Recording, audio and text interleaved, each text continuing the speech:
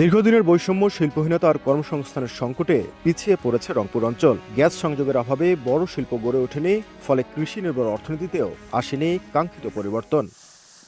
অর্থনৈতিক অঞ্চল প্রতিষ্ঠা, তিস্তা মহাপরিকল্পনা বাস্তবায়ন, গ্যাস সংযোগ সহ বিগত সরকারের নানা প্রতিশ্রুতি থাকলেও আদতে বাস্তবায়ন হয়নি কিছুই। ফলে দরিদ্র কর্মহীন মানুষ বাড়ছে, এমনকি গণ অভ্যুত্থান পরবর্তী অন্তর্বর্তী সরকারও বৈষম্যের বেড়াজালে আটকে রেখেছিল এই অঞ্চলকে।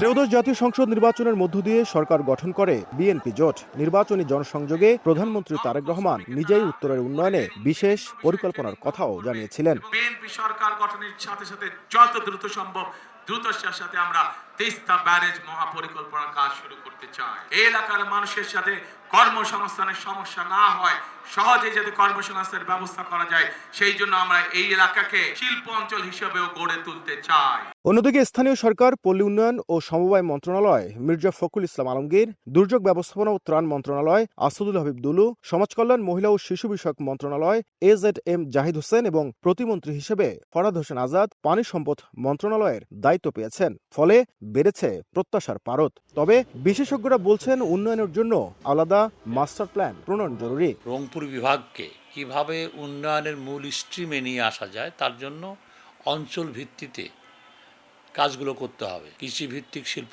কারখানা কোথায় করবেন তার সুনির্দিষ্ট রোডম্যাপ করতে হবে। তিস্তা মহাপরিকল্পনা সর্বাগ্রে ধরতে হবে। দারিদ্র্য, বেকারত্ব আর অবকাঠামোগত সীমাবদ্ধতা কাটিয়ে রংপুরকে মূল স্রোতে আনতে হলে প্রয়োজন ন্যায্য বরাদ্দ ও কার্যকর বাস্তবায়ন, বলছেন এই শিক্ষাবিদ। আমরা এই বৈষম্যমূলক যে অর্থনীতি, সে অর্থনীতি চাই না। এই অঞ্চলের ন্যায্যতার ভিত্তিতে, প্রয়োজনীয়তার ভিত্তিতে বাজেট বরাদ্দ নিশ্চিত করে অঞ্চলকে জাতীয় অর্থনীতির একটি শক্তি হিসেবে এগিয়ে নেওয়ার। প্রতিশ্রুতির রাজনীতি পেরিয়ে এবার বাস্তব উন্নয়ন কতটা দৃশ্যমান হয়, সেদিকেই তাকিয়ে আছে রংপুরের মানুষ। বৈষম্যের ইতিহাস পেছনে ফেলে নতুন সরকারের হাত ধরে রংপুর কি ঘুরে দাঁড়াতে পারবে, সেটি এখন বড় প্রশ্ন। নাজমুল ইসলাম নিশাদ, সময় সংবাদ, রংপুর।